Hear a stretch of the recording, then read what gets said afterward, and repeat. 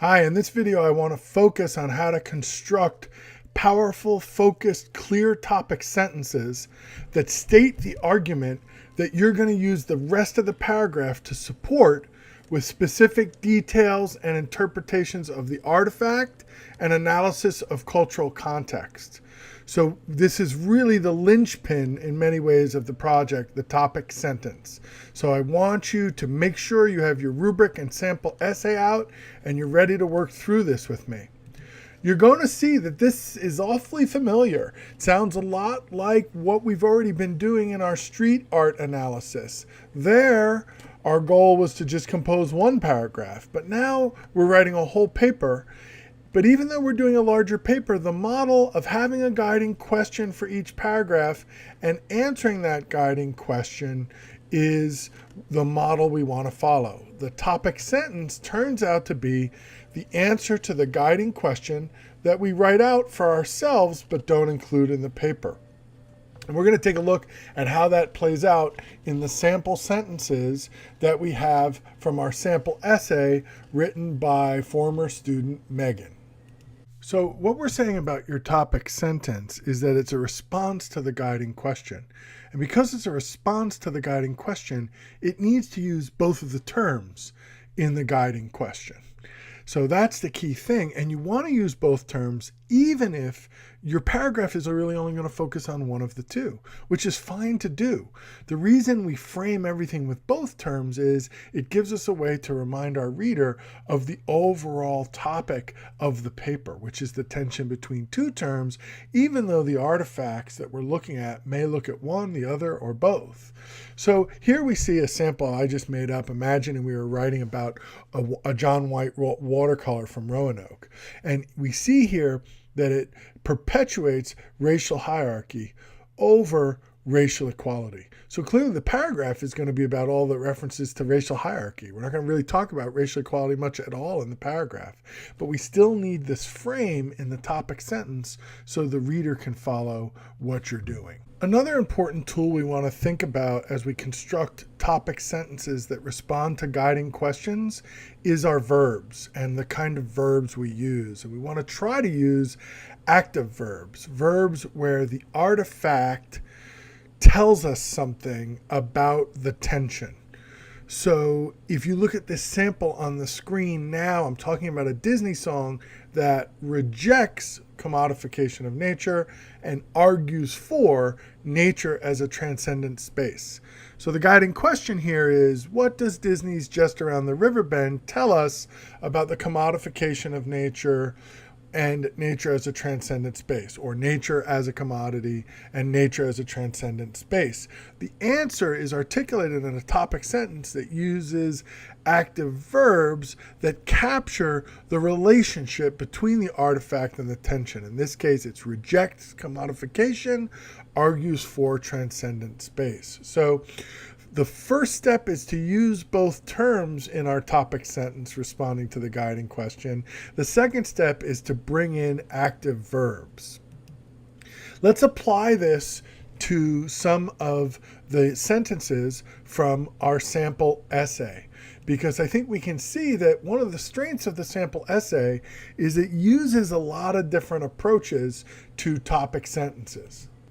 So here, Megan is answering the guiding question, what does a visit from the old mistress tell us about the tension between racial hierarchy and racial equality in 19th century America? Her answer uses active verbs, seems to be promoting, and hints at, and uses the language of the tension, racial hierarchy, and racial equality. What makes this topic sentence so interesting, though, is that Megan explores a discrepancy here. It looks like it's doing this, but it's actually doing this. That's a really cool topic sentence structure, but you don't have to have that sophisticated of a structure to still have a very good topic sentence. So you can see that I've got some alternatives below. She could have just said, promotes racial hierarchy with no hints of racial equality, or promotes racial equality over racial hierarchy. She didn't have to sort of make this more subtle argument. I would argue that stylistically her sentence is a lot better than those other two, but those other two sentences in a simple, clear way get the job done and are also A-level topic sentences. The key is to have both the terms and the active verb in there in a way that tells the reader what's the relationship between the artifact and this tension. Let's look at Megan's second topic sentence in her paper for body paragraph number 2, or BP number 2. You can see here that again she sees a discrepancy going on, and so again she's got two active verbs that sort of point in different directions in her sentence. And that's cool when you can see sort of signs of both tensions in a work of art. You can go for that, but you don't have to. You may see a work of art that doesn't have both sides of the tension. As long as it has one aspect of the tension or the other, it's still fair game to write about it. You don't have to be balanced, even though the sample essay does a lot of that kind of balancing. You can still do A-level work without that. Let's take a look at number 3. And I think number 3 is a good example of a topic sentence that just says, hey, I only see one side of the tension in this work of art. So she's talking about a Catlin painting about a Native American chief, and she says it demonstrates the idea of racial hierarchy over racial equality. And so what's great here is she's basically saying, I don't see racial equality here, I just see hierarchy. And here's how I see it. Now, the painting's kind of interesting. You could almost have argued the other way as well. But the point here is that she chose one side of the tension over the other. She wrote a topic sentence that used both terms, but made it clear she was only going to talk about one aspect. And so this is a really good example for when you see only one side of the tension in the work of art, how you construct a topic sentence that mentions both, even though you're going to focus on one over the other. Megan's last sample topic sentence takes us into an interesting terrain because, like the previous topic sentence, she's emphasizing how the painting, or I'm sorry, in this case, the text, Democracy in America, emphasizes only one side of the tension.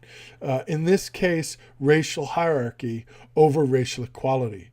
But what's very interesting here, and this is a nuanced thing you have to be very careful about, is that Megan substitutes synonyms for the language of the tension. And this can be dangerous because often when people choose synonyms, they're synonyms to the writer but not to the readers, which is why I generally advocate just use the language of the tension. But if you're feeling really comfortable and you feel like you've got good language that allows you to use synonyms for the tension, go for it. And this is an example of Megan doing that. Instead of saying racial equality, she talks about how instead of saying racial hierarchy, she talks about how the Americans consider themselves racially superior. That's clearly a type of racial hierarchy that she's trying to articulate. And instead of saying ideals of equality, she says rather than equals. So superior rather than equals. You've got different words that are very closely synonymous with the language of the tension. And this can work very well, as it does here, but it doesn't always work very well. So you want to be careful if you take this approach. So there you have it. That's an overview of how to approach topic sentences. They're the heart of your paragraph. They're the most important thing because they make sure that you're completing the assignment and staying focused where you need to be and keeping the reader with you. However, you might, when you're drafting, think about doing the topic sentence later.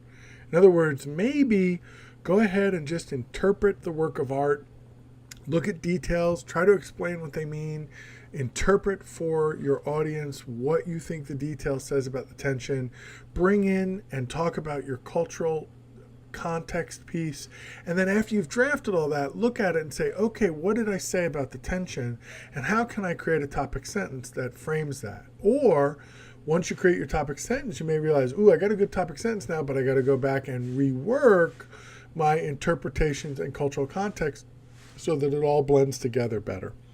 Good luck. Let me know if you need any help. See you in Black.